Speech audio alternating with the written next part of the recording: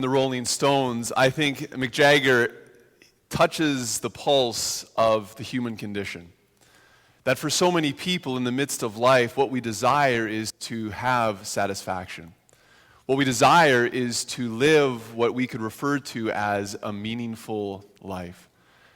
And so the question that begs to be asked is that if we want to be satisfied, where do we turn? Where do we look? Because as the song says, we can try, and no, I'm not going to bust out into song because this is Ryan's embarrassing moment, not mine. But we can try so many different things. We can look in so many different ways, but where do we find satisfaction in life?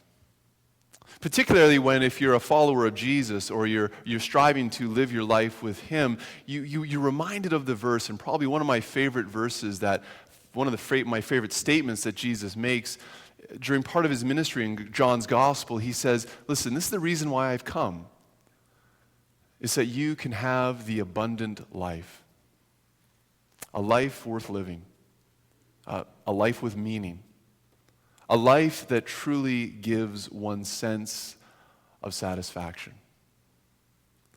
Yet too often when we take a step away, whether we're following Jesus or not, in those quiet moments of our lives, it may not feel like the satisfied life.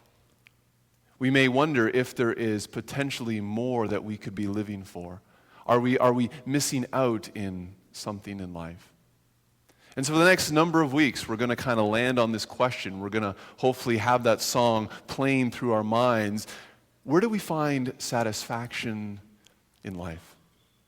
Where do we find a sense of meaning and purpose in the midst of all things?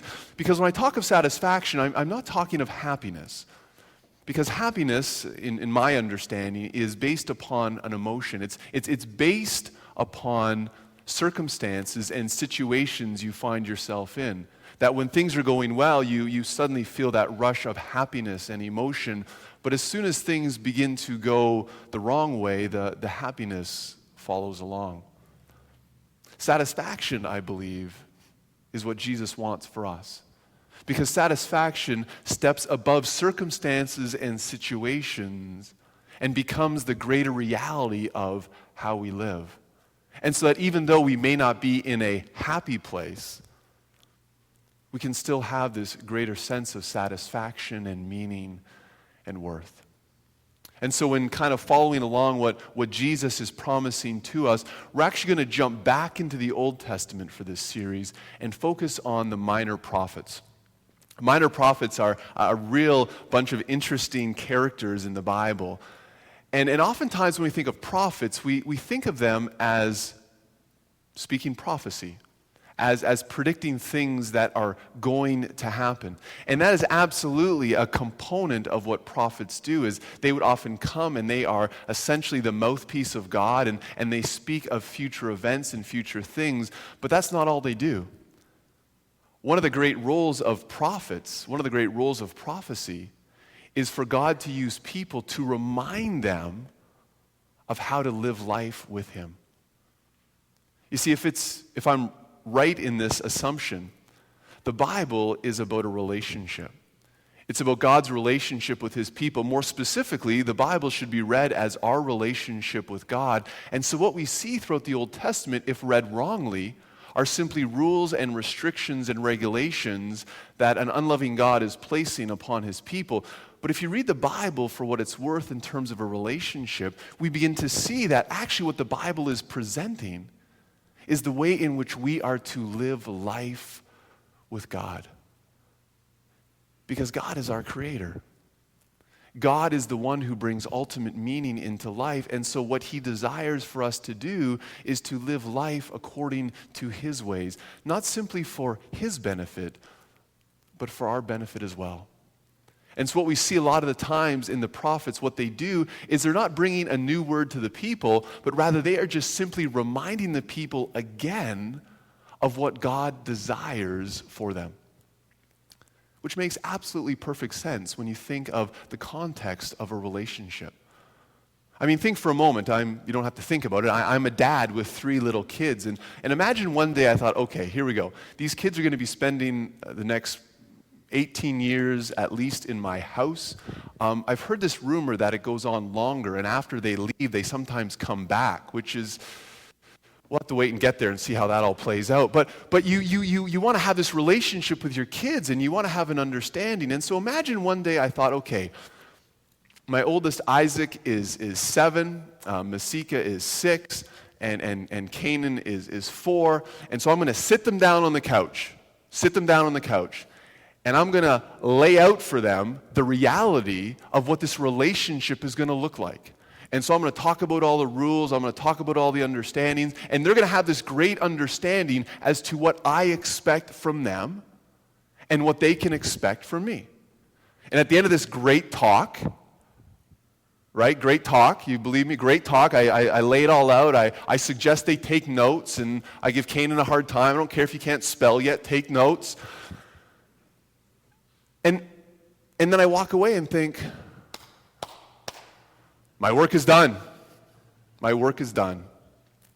And then months or years later, suddenly my kids aren't behaving in the way that I would expect from them. I don't sit back and suddenly think, I cannot believe they're acting like that. I told them. I laid it out for them. I even wrote it down for them. Why are they doing what they are doing? That would just be terrible parenting. And so, why do we expect anything less from the ultimate Father in heaven? You see, absolutely, when he first gave the law and he first gave the understanding to his people, it's not as if God suddenly stepped back and said, all right, I really hope Moses conveyed this in the appropriate manner because now you're all on your own. No, God continually came back into their lives to remind them of the way in which they were to live. And that's precisely what we see throughout many of the prophets, is God showing up again as a loving Father saying, listen, you've gotten off track. This is the way I want you to live. This is the way that you find ultimate satisfaction in life. And so this morning we're going to land on the prophet Haggai, a real small, real minor prophet, 2 chapters. In some Bibles it's on like 1 page of paper. But there's this incredible message that God gives to his people. Because clearly something is going on amongst God's people that they are not finding satisfaction in life. I just love how relevant the Bible is, written thousands of years ago, yet still speaks into our life. We have this phrase in our culture, in our society, called the rat race, right? Trying to find satisfaction, just running around, trying to find different things. I think here's one of the best biblical definitions of a rat race. This is God speaking through Haggai. He says, take a good, hard look at your life. Think it over. You have spent a lot of money, but you haven't much to show for it. You keep filling your plates, but you never are filled up. You keep drinking and drinking and drinking, but you're always thirsty. You put on layer after layer of clothes, and you can't get warm. And the people who work for you, what are they getting out of it? Not much. A leaky, rusted out bucket. That's what. You see, so often in life, we try to pursue, we try to consume more and more and more with this hope of finding a sense of satisfaction. But what we often realize is enough is always just a little bit more than we already have. When will you be satisfied? When I have a little bit more. When will you truly find meaning? When I accomplish a little bit more. God arrives and says, there is a better way. There is a different way in which to live. And so as God is speaking these words initially into the original context, it's important for us to understand the background. Because here are God's people, and very quickly, a very brief overview, God had established a nation called Israel. He had established them into the promised land. They had begun to build cities, and they built the temple in Jerusalem. And all was going well. And what God continually reminded them is, listen, you are going to be surrounded by other cultures and other societies who are not going to believe the things that you believe. I don't want you to be influenced by them because remember, satisfaction comes from me. And what I want is for you to be an influence on them. But as we see what happens throughout the Old Testament, is people begin to live life their own way. People begin to stray away from God. People begin to think that actually they can figure out life better than the one who is the giver of life. And so they start to go their own way. And God lets them go with the understanding that there are going to be consequences based on the actions that they take. And then over time, life doesn't get better, it actually gets worse. And suddenly these other cultures begin to come in and infiltrate Jerusalem and Israel. And eventually they become captives to the Babylonians. And they are taken away in exile, removed from their land, their homes, their city, the temple completely destroyed. And for 70 years they hang out in another region. But God is faithful and God is loving. And God remains faithful to them in spite of their unfaithfulness. And so God begins to restore his nation again, restore that relationship, and he brings them back into Jerusalem. And he says, listen, this is what I want you to do. Begin rebuilding your lives. Begin rebuilding your homes. Begin rebuilding my temple. Now, if you ever read through the Old Testament, you see that a great deal of time is put into the reality of the temple. But we have to understand that the temple is just more than just a building that they went into and worshiped. The temple was the symbol, was the reality of the very presence of God. The temple represented their relationship with God. And so what God is saying to the people is, I'm bringing you back to Jerusalem. I want you to begin to rebuild your personal lives, but I also want you to begin rebuilding your life with me as well. Build the temple. Restore our relationship. And in the first year, things go amazingly. The people come back and there's a sense of excitement. And they start to clear away all the rubble of the brokenness of the former temple. They begin to build an altar where they can offer their sacrifices to God. Things are going the right way. And then something happens. Life happens. They have distractions and they have difficulties. And suddenly they start to focus less on God and more on themselves.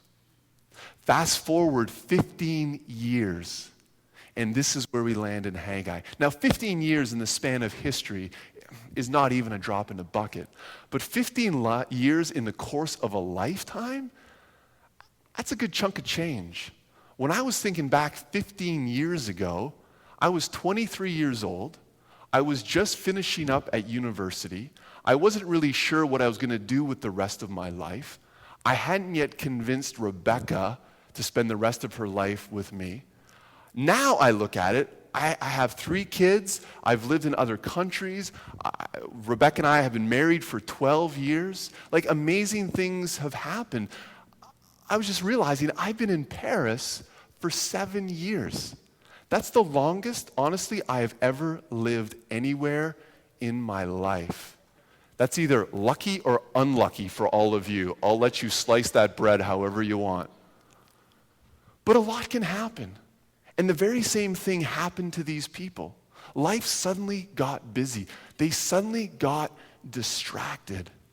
And they started to focus on their own needs. They started to build their own houses. And anyone here who's ever done a reno, you know how that goes. There's no such thing as just one more job. That's a lie, point blank. There's always something more to do. And so suddenly you get caught up, not always with the important, but the urgent. The urgent. well, we have to build our houses, and we have to establish our lives, and we have to do this, and we have to do that. And 15 years goes by, and suddenly God shows up again through the prophet Haggai and is like, what are you doing? His simple message was this: give careful thought to your ways. Give careful thought to your ways. Begin to consider how it is that you are living. And then you start to see this great conversation that God has with his people. And you see a little bit of sarcasm, not a little bit of sarcasm, you see a lot of sarcasm from God in this passage. Because God is like, why is my house remaining in ruins? And the people say, well, it's not yet time. It's not yet time to build your house. We're busy people. We got a lot of things going on, God. It's just not the right time. We're going to get to it eventually.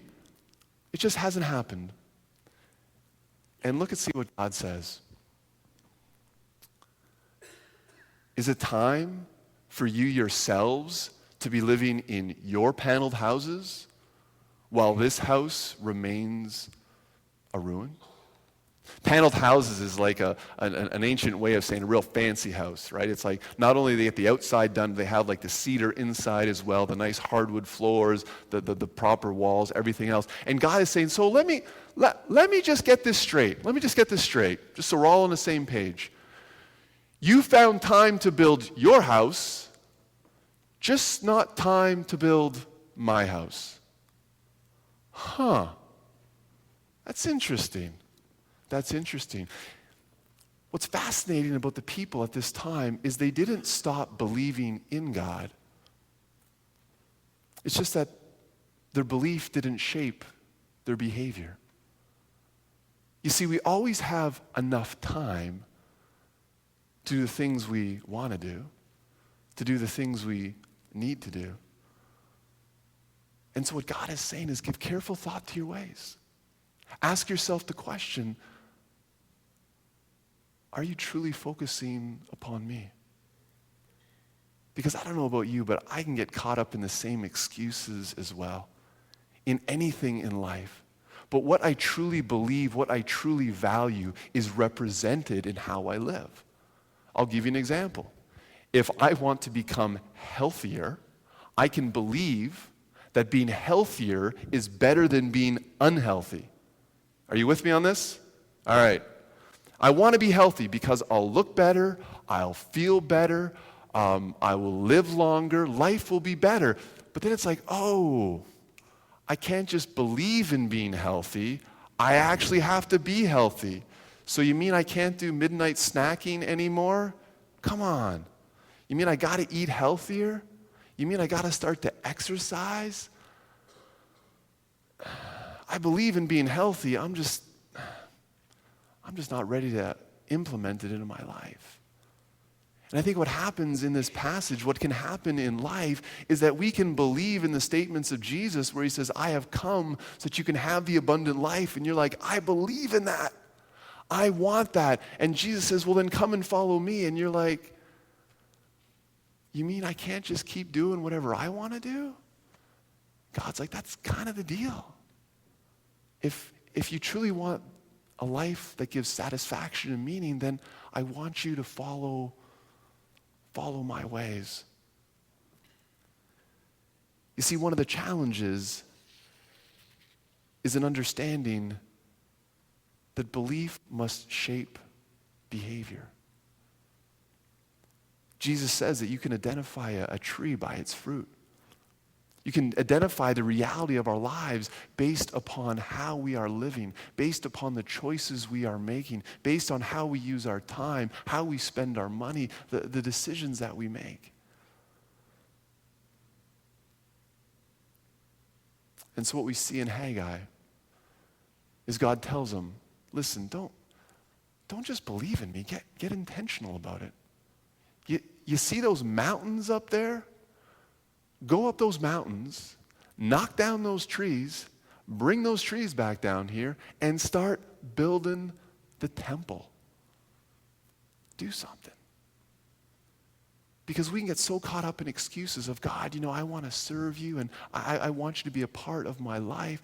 But if Jesus is driving our lives, we got to give him the keys to the car.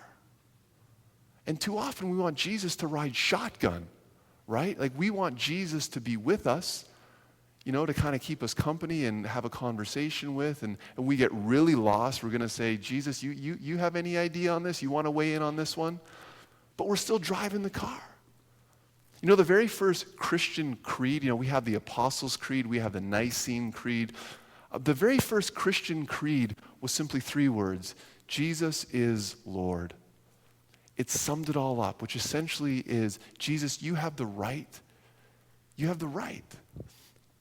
to tell me how to live my life, how to do it. And it's not simply just a statement we believe in, but is it beginning to trickle down into the everyday reality of our life in terms of what we do and in terms of how we live?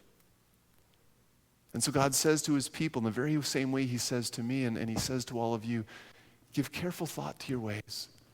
One of the great realities of God is through his Spirit, through the Holy Spirit, he shows up in our life to just simply ask us to think through the decisions that we are making, to give careful thought to our ways in terms of how we interact with God, in terms of how we interact with others, in terms of how we interact with our stuff. And that's going to be the framework for the next 4 weeks, is how God, in practical ways, becomes a reality in our life. For you, for me, for us as a church. Because God needs to be someone more than who we talk about. He wants to be the one we live all of life with. The start of this week, 9 of us went up north on a not your typical men's retreat. There's a group of us that meets Tuesdays and Thursdays, the second Tuesday of every month, and it's called Beer, Books, and Banter. And it's an opportunity for us to discuss faith and life and what that looks like in our lives. And so some other guys had a great idea that we should go away on a retreat, and so we spent some time, and every night we framed our conversation around a different question. And so one of the questions that was asked was, tell us something that has been influential in your life. Apart from kids and apart from getting married, we're just going to put those off on the table and assume that's 1 and that's 1A, right? We're good on that. Tell us something else that has been influential in your life. And it was amazing to hear the things that guys shared. And I'm just going to share with you what I shared with them. And I remember for myself, one of the things that had been influential in my life was while we were still living in Malawi, we met this family, a couple called Stephen and Ruth McCracken. They're from Ireland, great couple.